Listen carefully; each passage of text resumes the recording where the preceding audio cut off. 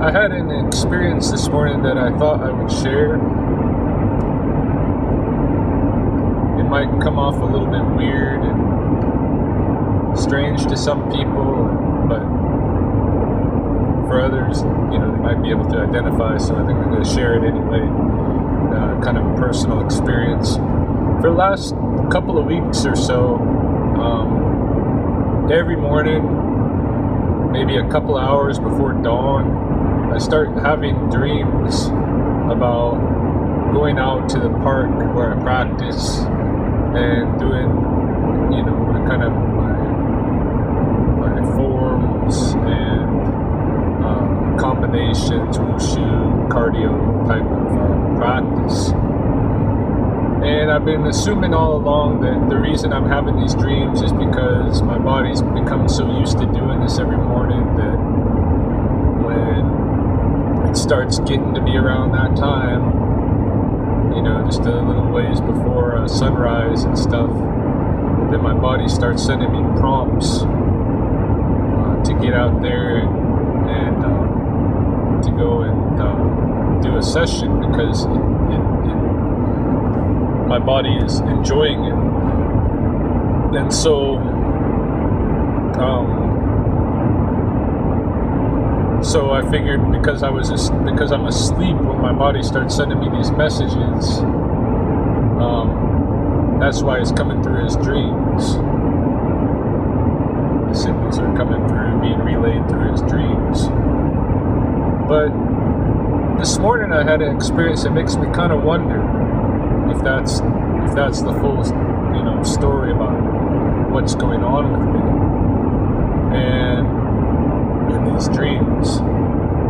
And what happened this morning was I was having a series of flying dreams, and in my dreams when I fly, I usually have to take a little bit of a running start or something and kind of kick off the ground, and I have to have confidence that I can fly. And it's just kind of a slow lift off, but once I get up and I kind of enter into a full flying mode, then things get comfortable and I can really control where I'm going and what I'm doing. It feels natural.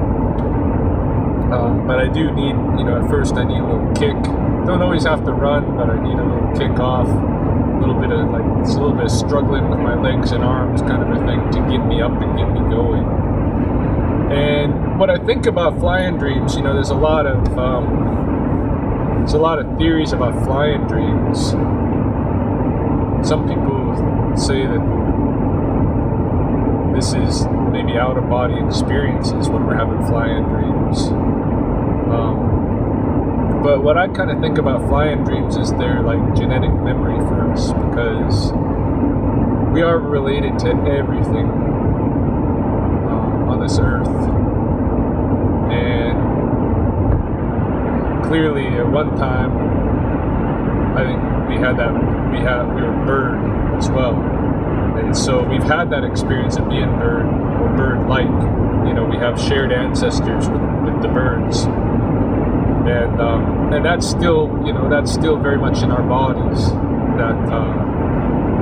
That genetic memory, such that we know deep down we know what it feels like to try to lift off in the flight. That kind of like energy expends at the start. And the feeling of once you're in the flight, the comfort and the control that you have and these kind of things, and just how the flight itself feels. I think that's in us.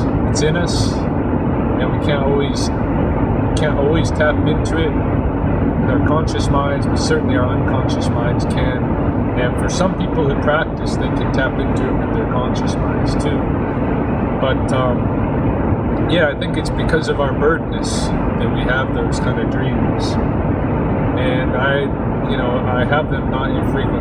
There's some people that, say they go years between having flying dreams. I don't go years between having flying dreams. So this morning I was having a bunch of flying dreams, or really it seemed like one long dream with many different flights, and with the flights where I kept trying to get to this one place, and I was having problems getting there in the daylight for some reason. I was having problems getting there in the daylight. Every time I, tried to go to this place, some kind of social situation would get in front of me, and to where I had to give somebody my attention. And then by the time I was taking off to fly over to this place, then it would be dark already. And what the place was, I think, was the park.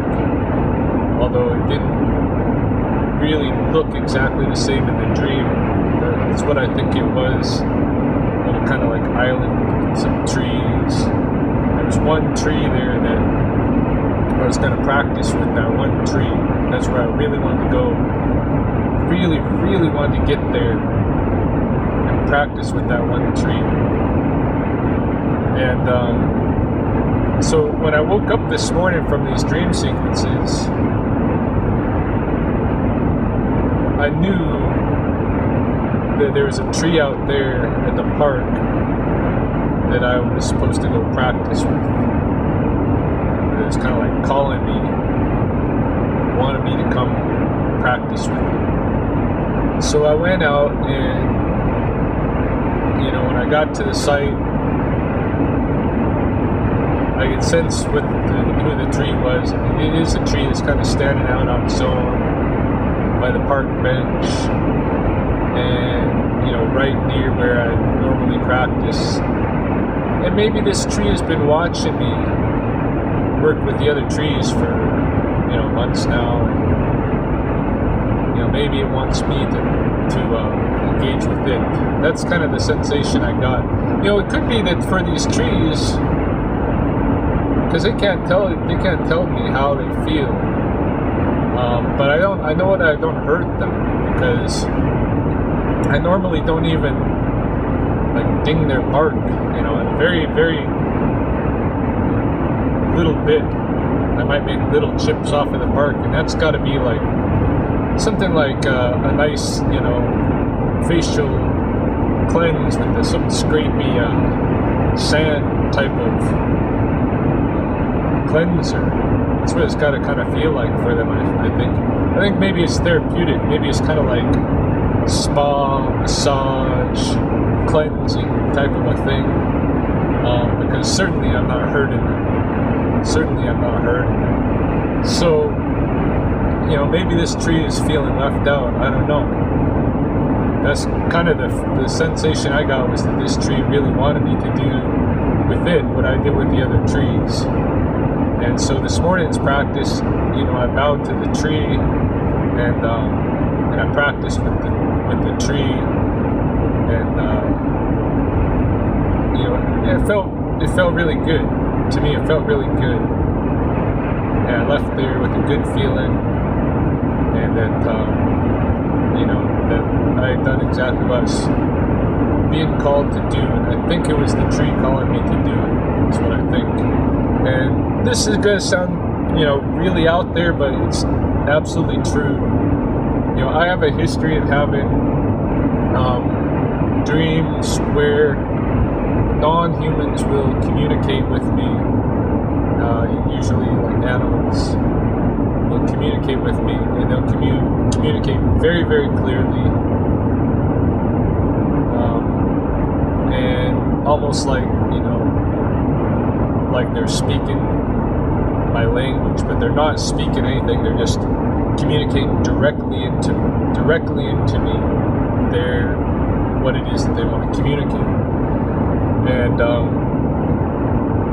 in my history of experience with these kind of dreams, I've woken up and